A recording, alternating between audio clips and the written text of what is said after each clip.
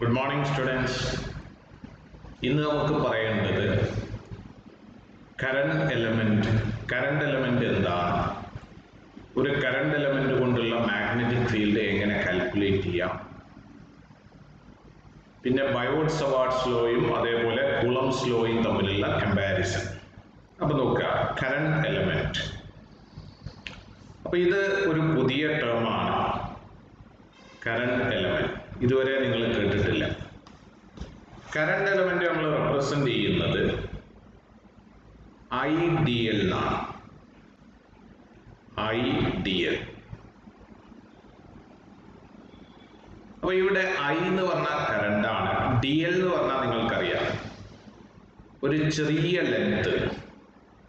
DL എന്ന് പറഞ്ഞാൽ ചെറിയ ലെങ്ത്. അപ്പൊ ഒരു വയറിന്റെ ചെറിയ ലെങ്ത്, അതാണ് DL. പക്ഷെ ഇവിടെ DL കാണിച്ചത് വെക്ടർ ആയിട്ടാണ്. അപ്പൊ ഇവിടെ ലെങ്ത്തിന് ഒരു ഡയറക്ഷൻ ഉണ്ട്.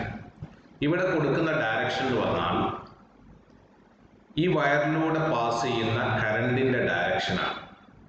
അപ്പൊ ഞാൻ താഴെ ഡീറ്റെയിൽ ആയിട്ട് പറയാം, ശ്രദ്ധിക്കാം. അപ്പൊ ഞാനൊരു L ലെങ്ത് ഉള്ള വയർ എടുക്കാം, ഒരു L ലെങ്ത് ഉള്ള വയർ, ഏത് ഷേപ്പുള്ള വയറും എടുക്കാം കേട്ടോ.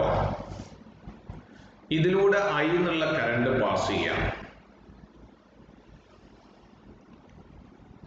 ഓക്കെ, ഇനി ഞാൻ ചെയ്യാൻ പോകുന്നത് ഈ വയറിൽ ഒരു ചെറിയ ലെങ്ത് എടുക്കുക, ചെറിയ ലെങ്ത്.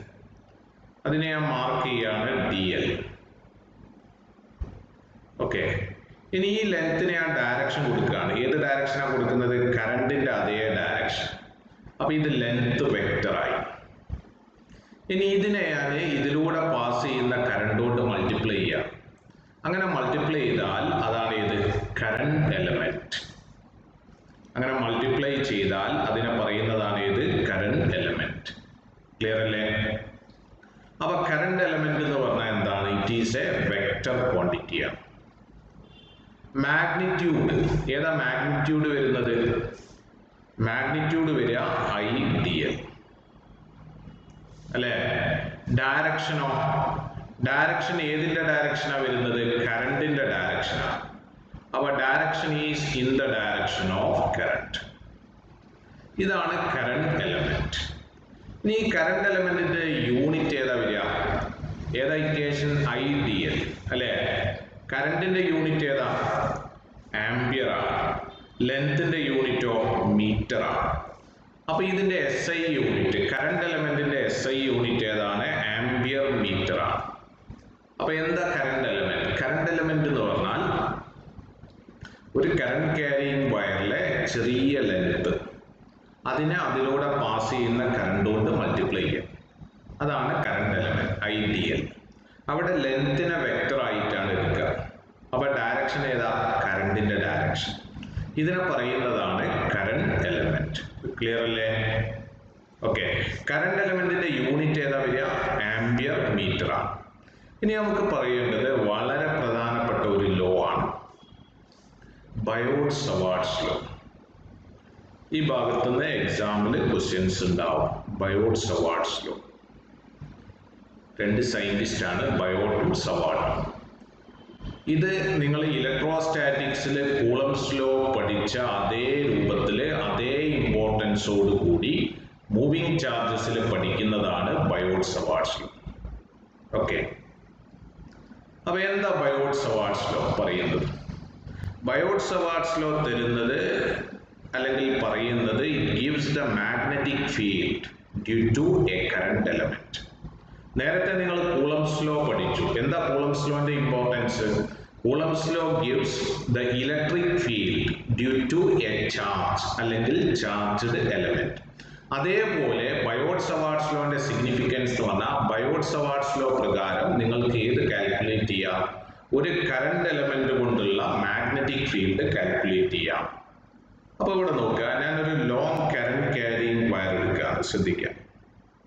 ഒരു long current carrying wire. Okay, ഇനി ഞാൻ ചെയ്യാൻ പോകുന്നത് ഇവിടെ, അപ്പൊ ഇതിന്റെ ലെങ്ത് L ആണ്. ഓക്കെ ആണോ? ഇതിലൂടെ പാസ് ചെയ്യുന്ന കറണ്ട് I ആണ്. ഇനി ഞാൻ ഇവിടെ ഒരു ചെറിയ കറണ്ട് എലമെന്റ് എടുക്കാം. ചെറിയ ഒരു current element. Okay, IDL current element ആണ്. അപ്പൊ വെക്ടർ ആണ്. ഈ കറണ്ട് എലമെന്റിന്റെ ഡയറക്ഷൻ ഇതാണ്. ഓക്കെ, നമ്മളെ കറണ്ട് ക്യാരിയിങ് വയറുള്ളത് ഇതാണ്. ക്ലിയർ ആണോ? അപ്പൊ ഈ കറണ്ട് ക്യാരിയിങ് വയറിന്റെ ലെങ്ത് ഏതായിരുന്നു? L. ഓക്കെ, ഇനി ഈ കറണ്ട് എലമെന്റിന്റെ ഡയറക്ഷൻ നോക്കുക. കറണ്ട് എലമെന്റിന്റെ ഡയറക്ഷൻ ഈ ആരോമാർക്കുള്ള ഡയറക്ഷൻ ശ്രദ്ധിക്കാം. ഇങ്ങനെ ഡയറക്ഷൻ പോകുന്നത് അല്ലെ? കറണ്ട് എലമെന്റ് IDLന്റെ ഡയറക്ഷൻ. ഇനി ഞാൻ ചെയ്യുന്നത് ഈ കറണ്ട് എലമെന്റിന്ന് R ഡിസ്റ്റൻസിലുള്ള ഒരു പോയിന്റ് എടുക്കുക. കറണ്ട് എലമെന്റിന്ന് R ഡിസ്റ്റൻസിലുള്ള ഒരു പോയിന്റ്. അപ്പൊ ഞാൻ ഇവിടെയാണ് പോയിന്റ് എടുക്കുന്നത്, P. ഇത് കറണ്ട് എലമെന്റിന്ന് R ഡിസ്റ്റൻസിലാണ്. കറണ്ട് എലമെന്റിന്ന് R ഡിസ്റ്റൻസിലുള്ള പോയിന്റ് ആണ് നമ്മൾ എടുക്കാൻ പോകുന്നത്. അപ്പൊ P എന്നുള്ള പോയിന്റ് കറണ്ട്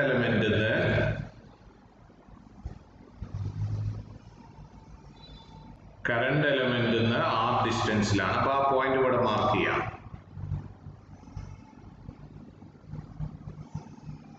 ഓക്കെ, അപ്പൊ ഈ ഡിസ്റ്റൻസ് വരുന്നത് R ആണ്. ഇനി ഇതിനെ നിങ്ങൾക്ക് വേണമെങ്കിൽ പൊസിഷൻ വെക്ടർ ആയിട്ട് എടുക്കാം. അങ്ങനെ പൊസിഷൻ വെക്ടർ ആയിട്ട് എടുക്കുകയാണെങ്കിൽ നിങ്ങൾ ഈ കറണ്ട് എലമെന്റിന്റെ ലൊക്കേഷൻ ഒറിജിൻ ആയിട്ട് എടുക്കണം. അപ്പൊ P എന്നുള്ള പോയിന്റിലേക്കുള്ള പൊസിഷൻ വെക്ടർ ആണ് ഇത് R. ഇനി ഇവിടെ ഞാൻ തീറ്റ എന്നുള്ള ഒരു ആംഗിൾ കൂടി മാർക്ക് ചെയ്യാം. തീറ്റ എന്നുള്ള ഒരു ആംഗിൾ ശ്രദ്ധിക്കാം. തീറ്റ എന്നുള്ള ആംഗിൾ കൂടി മാർക്ക് ചെയ്തു. തീറ്റ ഏതാണ്? ഏതൊക്കെ തമ്മിലുള്ള ആംഗിൾ ആണ്? കറണ്ട് എലമെന്റും ഈ പൊസിഷൻ വെക്ടറും തമ്മിലുള്ള ആംഗിൾ ആണ് ഇത് തീറ്റ. അപ്പൊ ഇത്രയും കാര്യങ്ങൾ ക്ലിയർ അല്ലേ? അപ്പൊ നമ്മളെ എയിം എന്താണ്? ബയോട്ട്-സവാർട്ട്സ് ലോ പറയാന്നുള്ളതാണ്. ബയോട്ട്-സവാർട്ട്സ് ലോ എന്താ തരുന്നത്? ശരിക്കും ഒരു കറണ്ട് എലമെന്റ് കൊണ്ടുള്ള മാഗ്നറ്റിക് ഫീൽഡ്. അപ്പൊ ഞാനൊരു കറണ്ട് എലമെന്റ് കിട്ടാൻ വേണ്ടി L ലെങ്ത് ഉള്ള ഒരു വയർ എടുത്തു. അതിലൂടെ പാസ് ചെയ്യുന്ന കറണ്ട് I ആണ്. അപ്പൊ ഈ L ലെങ്ത് ഉള്ള വയറിലെ ചെറിയൊരു ഭാഗം എടുത്തു. ഏതാണ് ആ ചെറിയ ഭാഗം? DL. എന്നിട്ട് അവിടെ കറണ്ട് എലമെന്റ് എടുത്തു. കറണ്ട് എലമെന്റ് എന്ന് പറഞ്ഞാൽ എന്താ? IDL. DL നെ വെക്ടർ ആയിട്ട് എടുക്കണം. ഏതാ ഡയറക്ഷൻ? കറണ്ടിന്റെ ഡയറക്ഷൻ. ക്ലിയർ അല്ലേ? പിന്നെ ഞാൻ ഈ കറണ്ട് എലമെന്റിൽ നിന്ന് R ഡിസ്റ്റൻസിലുള്ള ഒരു പോയിന്റ് എടുത്തു. ഓക്കെ, കറണ്ട് എലമെന്റുള്ള സ്ഥലം ഞാൻ ഒറിജിൻ ആയിട്ട് എടുത്തു. അപ്പൊ ഈ പോയിന്റിലേക്കുള്ള ദൂരം പൊസിഷൻ വെക്ടർ ആയിട്ട് കാണിച്ചു. കറണ്ട് എലമെന്റും പൊസിഷൻ വെക്ടറും തമ്മിലുള്ള ആംഗിൾ ആണ് ഇത് തീറ്റ. അപ്പൊ ഈ കറണ്ട് എലമെന്റ് കൊണ്ട് P എന്നുള്ള പോയിന്റിലുള്ള മാഗ്നറ്റിക് ഫീൽഡ് നിങ്ങൾക്കറിയാം. കറണ്ട് ക്യാരിയിങ് വയർ എന്ത് പ്രൊഡ്യൂസ് ചെയ്യും? മാഗ്നറ്റിക് ഫീൽഡ് പ്രൊഡ്യൂസ് ചെയ്യും. അപ്പൊ കറണ്ട് എലമെന്റും എന്ത് പ്രൊഡ്യൂസ് ചെയ്യണം? Magnetic field. കറണ്ട് എലമെന്റ് എന്ന് പറഞ്ഞാൽ എന്താ? ചെറിയൊരു വയറിന്റെ ലെങ്ത് ആണ്. അതിലൂടെ കറണ്ട് പാസ് ചെയ്യുന്നുണ്ട്. അപ്പൊ അതുകൊണ്ടുള്ള മാഗ്നറ്റിക് ഫീൽഡ് കാണാനാണ് നമ്മൾ ബയോട്ട്-സവാർട്ട്സ് ലോ ഉപയോഗിക്കുന്നത്. ബയോട്ട്-സവാർട്ട്സ് ലോ പ്രകാരം the magnetic field due to current element at the point P എന്നുള്ള പോയിന്റിൽ ഉള്ള magnetic field due to the current element magnitude ആണ് ആദ്യം പറയുന്നത്. അപ്പൊ ഈ dB എന്നാണ് കൊടുക്കുന്നത്. സാധാരണ മാഗ്നറ്റിക് ഫീൽഡിന് B എന്നാണ് കൊടുക്കുക. ഇത് dB എന്ന് കൊടുക്കാനുള്ള കാരണം ചെറിയ ഫീൽഡ് ആയതുകൊണ്ട്. കാരണം ചെറിയ കറണ്ട് എലമെന്റ് ആണ് അല്ലെ? മൊത്തത്തിലുള്ള വയറാണോ? അല്ല, നമ്മൾ ഈ കറണ്ട് എലമെന്റ് കൊണ്ടുള്ള ഫീൽഡാണ് പറയുന്നത്. ഏത് കറണ്ട് എലമെന്റ് ആണ്? IDL. അപ്പൊ according to Biot Savart's law the magnetic field due to current element IDL ഏത് പോയിന്റിൽ? at the point P. എവിടെയാ മാഗ്നറ്റിക് ഫീൽഡ് പറയുന്നത്? P എന്നുള്ള പോയിന്റിലാണ്. അപ്പൊ ഏതാ ഇക്വേഷൻ വരിക? dB proportional to ബയോട്ട്-സവാർട്ട്സ് ലോ പ്രകാരം it is directly proportional to IDL and sin theta and inversely proportional to R square. ഏതുപോലെ നിങ്ങൾ ഇലക്ട്രോസ്റ്റാറ്റിക്സിൽ കൂളംസ് ലോ പറയുമ്പോൾ ഏതാ? അല്ലെങ്കിൽ electric field due to electric field due to a charge ഏതാ പറയാ 1/4πε0 Q/r². അല്ലേ? ഇതേപോലെ കറണ്ട് എലമെന്റ് കൊണ്ട് പി എന്നുള്ള പോയിന്റിലുള്ള magnetic field it is directly proportional to IDL sin theta and inversely proportional to the square of the distance. അപ്പോൾ equation വരിക ഏതാ ഇക്വേഷൻ വരിക dB equal to a constant into Coulomb's ലോയിൽ നമ്മൾ ഉപയോഗിച്ച കോൺസ്റ്റന്റ് ഏതായിരുന്നു 1/4πε0. ബട്ട് ഇവിടെ ഉപയോഗിക്കുന്ന ഇക്വേഷൻ ഏതാ μ0/4π ആണ്. അപ്പൊ ഇവിടെ കോൺസ്റ്റന്റ് വരിക μ0/4π ആണ്. അപ്പൊ ഇക്വേഷൻ ഏതാ വരിക dB equal to μ0/4π into IDL sin theta by r². അപ്പൊ ഇവിടെ μ0 എന്ന് പറഞ്ഞാൽ എന്താ μ0 എന്ന് പറഞ്ഞാൽ പെർമിയബിലിറ്റി ഓഫ് ഫ്രീ സ്പേസ് ആണ്. നിങ്ങൾ നേരത്തെ ε0 പഠിച്ചു. ε0 ഏതായിരുന്നു പെർമിറ്റിവിറ്റി ഓഫ് ഫ്രീ സ്പേസ്. അപ്പൊ ഇവിടെ പറയുന്നത് ഏതാണ് പെർമിയബിലിറ്റി ഓഫ് ഫ്രീ സ്പേസ്. ഇത് എന്താന്നുള്ളത് അല്ലെങ്കിൽ ഇതിന്റെ കൺസെപ്റ്റ് എന്താന്നുള്ളത് നമ്മൾ പിന്നീട് പറയും. ഓക്കെ, ഇനി μ0ന്റെ വാല്യൂ ഒന്ന് ഓർത്തിരിക്കുക. μ0ന്റെ വാല്യൂ എത്രയാ 4π into 10⁻⁻⁷ ആണ്. നിങ്ങൾ നേരത്തെ ε0ന്റെ വാല്യൂ പഠിച്ചു. എത്രയാ 8.85 into 10⁻⁻12. അതേപോലെ തന്നെ μ0. ഇനി ഇതിന്റെ യൂണിറ്റ് വേണമെങ്കിൽ നിങ്ങൾക്ക് ഈ ഇക്വേഷൻ എഴുതാം. ഈ ഇക്വേഷൻ വേണമെങ്കിൽ യൂണിറ്റ് എഴുതാം. μ0ന്റെ ഇക്വേഷൻ ഉണ്ടാക്കാം. μ0 equal to എങ്ങനെ എഴുതാം dB into 4πr² divided by IDL sin theta. ഇനി ഇവിടെ യൂണിറ്റ് കൊടുത്താൽ മതി. dB എന്ന് പറഞ്ഞാൽ മാഗ്നറ്റിക് ഫീൽഡ്. അപ്പൊ യൂണിറ്റ് ഏതാ ടെസ്ല. 4πക്ക് യൂണിറ്റ് ഇല്ല.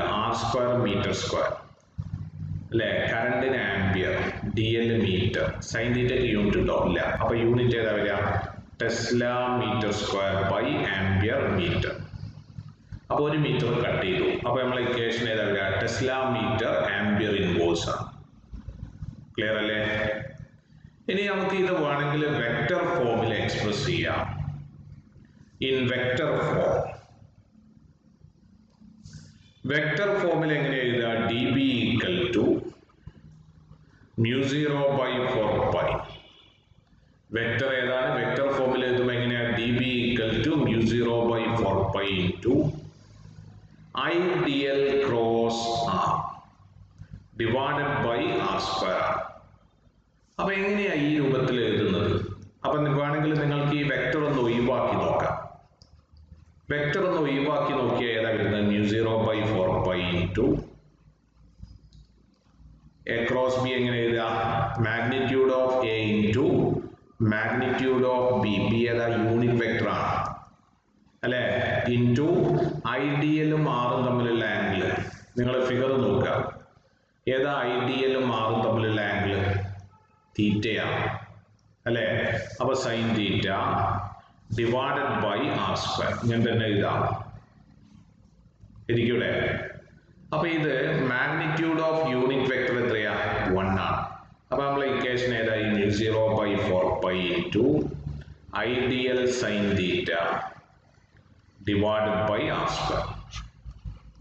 ഓക്കെ, ഇത് നിങ്ങൾ നേരത്തെ എഴുതിയ ഇക്വേഷൻ ആയി. μ0/4π into IDL sin theta by r². അപ്പൊ വെക്റ്റർ ഫോമിൽ എഴുതുമ്പോൾ ഈ രൂപത്തിൽ എഴുതാം. dB equal to ഏതാണ് μ0/4π into IDL cross unit vector r by r². ഇനി വേണമെങ്കിൽ ഇത് ഒന്നും കൂടി നമുക്കൊരു മാറ്റം വരുത്താം. വേണമെങ്കിൽ കേട്ടോ യൂണിറ്റ് വെക്റ്റർ നിങ്ങൾ പഠിച്ചിട്ടുണ്ട്. എന്താ യൂണിറ്റ് വെക്റ്റർ എന്ന് പറഞ്ഞാൽ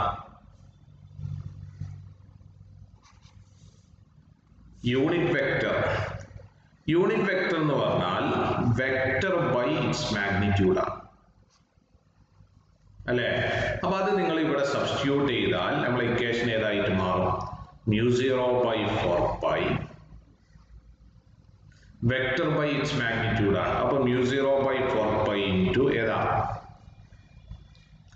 IDL ക്രോസ് അല്ലെ r by r. ആ r ഏതായിട്ട് മാറും ആർ സ്ക്വയറും കൂടി കൂടുമ്പോൾ ഏതായിട്ട് മാറി ആർ ക്യൂബ്. അപ്പോൾ നമ്മളെ ഇക്വേഷൻ വരാം μ0/4π into I D L cross R by R cube. ഇതാണ് മാഗ്നറ്റിക് ഫീൽഡ് വരിക. ക്ലിയർ അല്ലേ? അപ്പൊ ഈ രൂപത്തിലും എഴുതാമെന്നാണ് പറഞ്ഞത്. അപ്പൊ ഇവിടെ നമ്മൾ ചെറിയ സബ്സ്റ്റിറ്റ്യൂഷൻ വരുത്തിയതാണ്. യൂണിറ്റ് വെക്ടർ ആറിനെ എങ്ങനെ എഴുതിയതാണ്? Vector R by its magnitude. ഇനി നമ്മളിവിടെ നോട്ട് ചെയ്യേണ്ട ഒരു പോയിന്റ്, എന്താ നോട്ട് ചെയ്യേണ്ട പോയിന്റ് നോക്കാം. Field on the axial line of the current element is always zero. Current എലമെന്റിന്റെ ആക്സിയൽ ലൈനിലുള്ള മാഗ്നറ്റിക് ഫീൽഡ് എപ്പോഴും സീറോ ആയിരിക്കും. അപ്പൊ ഈ ഫിഗർ ഒന്ന് നോക്കുക. ഇവിടെ കറന്റ് എലമെന്റ് എന്ന് പറഞ്ഞാൽ, കറന്റ് എലമെന്റ് ഞാനൊന്ന് ഷെയ്ഡ് ചെയ്യുക. ഇതാണ് കറന്റ് എലമെന്റ്. ഈ കറന്റ് എലമെന്റിന്റെ ആക്സിയൽ ലൈൻ എന്ന് പറഞ്ഞാൽ ഇതാണ് അല്ലെ? ഈ ലൈനിലാണ് നിങ്ങളെ പോയിന്റ് എങ്കിൽ, നിങ്ങൾ ഇപ്പൊ എടുത്ത പോയിന്റ് ഇവിടെ, ആ പോയിന്റ് ഇവിടേക്ക് മാറിയാൽ തീറ്റന്റെ വാല്യൂ എത്ര വരും? തീറ്റ 0 ആവും അല്ലേ? തീറ്റ 0 ആണെങ്കിൽ സൈൻ തീറ്റ എത്രയാണ്? സൈൻ തീറ്റ 0 വരും. സൈൻ 0 0 ആണ്. അപ്പൊ നമ്മളെ ഇക്വേഷൻ ഏതാവും? Magnetic field D B equal to, magnetic ഫീൽഡിന്റെ ഇക്വേഷൻ മാഗ്നിറ്റ്യൂഡ് ഏതാണ്? D B equal to μ0/4π into I D L sine theta by R square. അപ്പൊ സൈൻ 0 0. അപ്പൊ നമ്മളെ ക്വാണ്ടിറ്റി എന്തായി പോകും? 0 ആയി പോകും. ഓക്കെ, ഇതേ സിറ്റുവേഷൻ തന്നെയാണ് ഇത് പുറകോട്ട് എടുത്താൽ. ഈ ആക്സിയൽ ലൈൻ ഞാൻ ഇങ്ങനെ പുറകോട്ട് കാണിക്കുക, ഇവിടെയും കാണിക്കുക. ഇത് ആക്സിയൽ ലൈനാണ് കറന്റ് എലമെന്റിന്റെ. അപ്പൊ ഇവിടെയാണ് നിങ്ങളെ പോയിന്റ് എങ്കിലോ പി, പി ഇവിടെയാണെങ്കിലോ തീറ്റ 180 ആവും. സൈൻ 180 എത്രയാ? സൈൻ 180 0 ആണ്. അപ്പൊ ഈ നമ്മളെ സൈൻ തീറ്റ, നമ്മളെ എക്സ്പ്രഷനിലെ സൈൻ തീറ്റ എന്താവും? 0 ആവും. അപ്പൊ മാഗ്നറ്റിക് ഫീൽഡ് ഏതാണ്? 0 ആവില്ല. അപ്പോൾ ഒരു കറന്റ് എലമെന്റിന്റെ ആക്സിയൽ ലൈനിലുള്ള മാഗ്നറ്റിക് ഫീൽഡ് എപ്പോഴും 0 ആയിരിക്കും. അപ്പോൾ field on the axial line of A current element is always 0. എന്തുകൊണ്ടാണ്? ആക്സിയൽ ലൈനിലാവുമ്പോൾ തീറ്റന്റെ വാല്യൂ ഒന്നുകിൽ 0 അല്ലെങ്കിൽ 180 ആവുക. അപ്പൊ സൈൻ 0 0 ആണ്, സൈൻ 180 0 ആണ്. അപ്പൊ മാഗ്നറ്റിക് ഫീൽഡ് എന്തായിരിക്കും? 0 ആയിരിക്കും. ഇത് ക്ലിയർ അല്ലേ? ഓക്കെ, ഇനി നമുക്ക് ഡിസ്കസ് ചെയ്യേണ്ടത്, അപ്പൊ ഇവിടെ നിങ്ങൾ പഠിക്കേണ്ടത് D B equal to, magnetic ഫീൽഡിന്റെ ഇക്വേഷനാണ് പഠിക്കേണ്ടത്. D B equal to μ0/4π into I D L sine theta by R square. ഇതാണ് ബയോട്ട് സവാർട്സ് ലോ പ്രകാരം നമുക്ക് കിട്ടുന്നത്. ഈ ഇക്വേഷൻ ആണ് നിങ്ങൾ എക്സാമിലൊക്കെ വരാറുള്ളത്. ഓക്കെ, ഇനി നമ്മൾ പറയാൻ പോകുന്നത് ബയോട്ട് സവാർട്സ് ലോയും അതേപോലെ കൂളംബ്സ് ലോയും തമ്മിലുള്ള ഒരു കമ്പാരിസൺ ആണ്. ബയോട്ട് സവാർട്സ് ലോ പ്രകാരം magnetic field due to a current element, ഒരു കറന്റ് എലമെന്റ് കൊണ്ടുള്ള മാഗ്നറ്റിക് ഫീൽഡ് പറയാം. Magnetic field produced by a current element. ഏതാ equation? D B equal to, ഇപ്പൊ നിങ്ങൾ പഠിച്ചു ഏതാ? μ0/4π into I D L sine theta by R square. ഇതാണ് ഒരു കറന്റ് എലമെന്റ് കൊണ്ടുള്ള മാഗ്നറ്റിക് ഫീൽഡ്. ഓക്കെ, ഇനി ഞാൻ പറയാൻ പോകുന്ന ഇലക്ട്രിക് ഫീൽഡാണ്. Produced by a charged element D Q. Charged element എന്ന് പറഞ്ഞാൽ ഉദ്ദേശിച്ചത് ചെറിയൊരു ചാർജ് ഡി ക്യൂ, അതുകൊണ്ട് ആർ ഡിസ്റ്റൻസിലുള്ള ഇലക്ട്രിക് ഫീൽഡ്. ഏതാ equation? D E equal to, ഇത് കൂളംബ്സ് ലോ പ്രകാരമാണ് ഈ ഇലക്ട്രിക് ഫീൽഡ് കിട്ടുന്നത്. അപ്പൊ നിങ്ങൾക്കൊരു സംശയം ഉണ്ടാവും, കൂളംബ്സ് ലോ പറയുന്നത് രണ്ട് ചാർജുകൾക്കിടയിലുള്ള ഫോഴ്സ് അല്ലേ? ശരിക്കും കൂളംബ്സ് ലോ പറയുന്നത് രണ്ട് ചാർജുകൾക്കിടയിലുള്ള ഫോഴ്സ് ആണ്. ബട്ട് ഇലക്ട്രിക് ഫീൽഡ് നമ്മൾ എങ്ങനെ ഡിഫൈൻ ചെയ്യുന്നത്? ആ ഫോഴ്സ് ബൈ ടെസ്റ്റ് ചാർജ് ആണ്. അതുകൊണ്ടാണ് ഇലക്ട്രിക് ഫീൽഡ് പറയുന്നതും ഏതെന്നാണ് പറയുന്നത്? കൂളംബ്സ് ലോ എന്നാണ്. അപ്പൊ ഇലക്ട്രിക് ഫീൽഡ് ചെറിയ ഇലക്ട്രിക് ഫീൽഡാണ്, അതുകൊണ്ടാണ് ഡി ഇ എന്ന് റെപ്രസെന്റ് ചെയ്തത്. കാരണം എന്താ? ചെറിയ ചാർജ്. അപ്പൊ കൂളംബ്സ് ലോ പ്രകാരം നിങ്ങൾക്ക് ഒരു ചാർജ് കൊണ്ട് ആർ ഡിസ്റ്റൻസിലുള്ള ഇലക്ട്രിക് ഫീൽഡ് കിട്ടും. ഏതാ ഇക്വേഷൻ?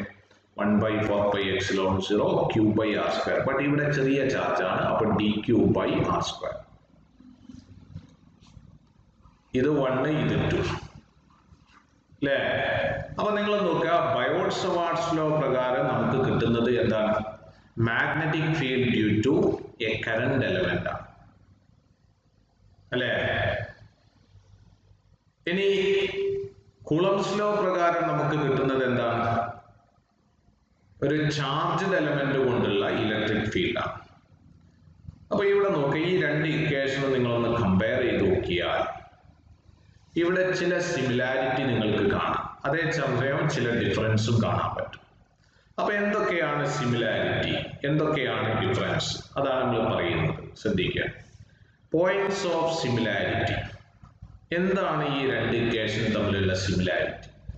ഒന്നാമത്തെ പ്രത്യേകത ഇൻവേഴ്സ് സ്ക്വയർ ഡിപെൻഡൻസ് ആണ്. എന്താ ഇൻവേഴ്സ് സ്ക്വയർ ഡിപെൻഡൻസ് പറഞ്ഞാൽ? രണ്ട് ഫീൽഡും inversely proportional to distance square ആണ് അല്ലെ? അതാണ് ഇൻവേഴ്സ് സ്ക്വയർ ഡിപെൻഡൻസ്. പിന്നെന്താ? രണ്ട് ഫീൽഡും എന്താ? ലോങ് റേഞ്ച് ഫീൽഡാണ്. ഇലക്ട്രിക് ഫീൽഡ് ആണെങ്കിലും മാഗ്നറ്റിക് ഫീൽഡ് ആണെങ്കിലും എന്താ? ലോങ് റേഞ്ച് ഫീൽഡാണ്. ഓക്കെ, എത്ര ഡിസ്റ്റൻസിലും ഇത് എക്സിസ്റ്റ് ചെയ്യും, ബട്ട് മാഗ്നിറ്റ്യൂഡ് വീക്ക് ആയിരിക്കും. ക്ലിയർ ആണോ? അടുത്തത് എന്താണ്? രണ്ടിലും ഏത് അപ്ലിക്കബിൾ ആണ്? Super position principle is applicable. Electric field ആണെങ്കിലും മാഗ്നറ്റിക് ഫീൽഡ് ആണെങ്കിലും ഏത് അപ്ലിക്കബിൾ ആണ്? സൂപ്പർ പൊസിഷൻ പ്രിൻസിപ്പിൾ അപ്ലിക്കബിൾ ആണ്. അപ്പൊ എന്തൊക്കെയാ ഇവ തമ്മിലുള്ള വ്യത്യാസങ്ങൾ? Points of difference. ഇനി നമുക്ക് പറയേണ്ടത് പോയിന്റ്സ് ഓഫ് ഡിഫറൻസ് ആണ്. എന്തൊക്കെയാണ് വ്യത്യാസങ്ങൾ? വ്യത്യാസങ്ങളൊന്ന് ശ്രദ്ധിക്കുക. മാഗ്നറ്റിക് ഫീൽഡ് പ്രൊഡ്യൂസ് ചെയ്യുന്നത് ഒരു വെക്റ്റർ സോഴ്സ് ആണ്. ഇലക്ട്രിക് ഫീൽഡ് പ്രൊഡ്യൂസ് ചെയ്യുന്നത് ഒരു സ്കേലാർ സോഴ്സ് ആണ്. അപ്പൊ നോക്കുക, മാഗ്നറ്റിക് ഫീൽഡ് പ്രൊഡ്യൂസ് ചെയ്യുന്നത് എന്തുകൊണ്ടാണ് വെക്റ്റർ സോഴ്സ് എന്ന് പറയുന്നത്? മാഗ്നറ്റിക് ഫീൽഡ് ഡ്യൂ ടു നമ്മൾ പറയുന്നത് കറന്റ് എലമെന്റ് ആണ്. കറന്റ് എലമെന്റ് എന്താ? വെക്റ്റർ ആണ്. ഇലക്ട്രിക് ഫീൽഡ് നമ്മൾ പറയുന്നത് ഏതുകൊണ്ടാണ്? Charged element. ചാർജ്ഡ് എലമെന്റ് എന്താ? dq, സ്കേലാർ ആണ്. അപ്പൊ ഇതാണ് വ്യത്യാസം. രണ്ടാമത്തത്, there is an angle dependence in Biot-Savart's law which is not present in Coulomb's law. Biot-Savart's law നിങ്ങൾ നോക്കിയാൽ നിങ്ങൾക്കൊരു ടേം കാണാം, സൈൻ തീറ്റ. ബയോട്ട്-സവാർട്ട്സ് ലോ നിങ്ങൾ നോക്കിയാൽ dB = μ0 by 4 pi into ideal sin theta. അപ്പൊ സൈൻ തീറ്റ എന്നുള്ള ഒരു ടേം കാണാം. ഓക്കെ, അപ്പൊ അവിടെ ഒരു ആംഗിൾ ഡിപ്പെൻഡൻസ് ഉണ്ട് ബയോട്ട്-സവാർട്ട്സ് ലോ.